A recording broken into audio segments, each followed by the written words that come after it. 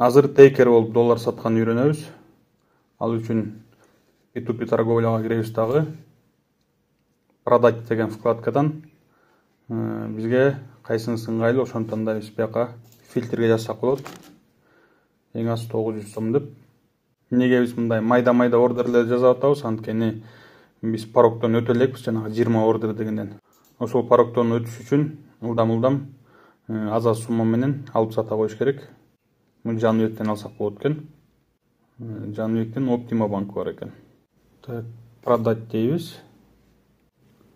900 сомго сатабыз. Бияктан Optima банкты тандайбыз дагы. Продать дейбиз. Жаныбекти 10 мүнөттөй күттүк. Чото төлөй элек, азыр биз параллельно башка бирөөгө сатканга да аракет кыла берели.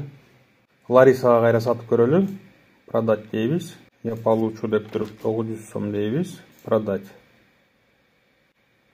Азыр Ларисаны күтөбүз. Бизден Optimага азыр 900 сом келди. Бирок Лариса дагы деле оплачено деген кнопканы баса элек, азыр ошону күтө туралы.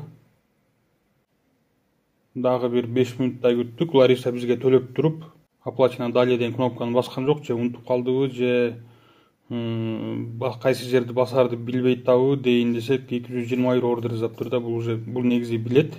Бул билиш керек эле. Бирок ошентсе да азыр биз бияка номерибизди калтырып коелу.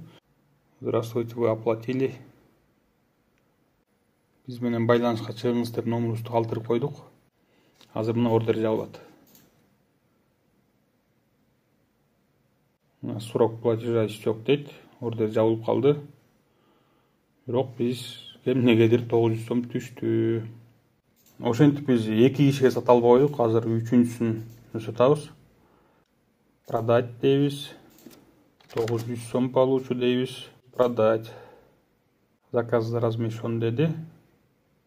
Мына төлөп туруп, оплачено далее деген кнопканы басты. Бизге мындай кнопка активный болуп калат, платеж получен деген.